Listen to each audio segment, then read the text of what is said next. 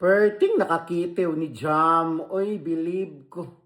Murag yun siya na isprihan oy nakainom og baygon katul no. Katul pa siya sa gabi og karlang. Katul pa siya sa badyang. Katul pa siya sa napitlan og tilas no. Laliman kag nag-angka sa motor, iya yung igo-igo ang ihang you-touch sa buko-buko sa driver. Aw, alam na this. Perting basaa Jam.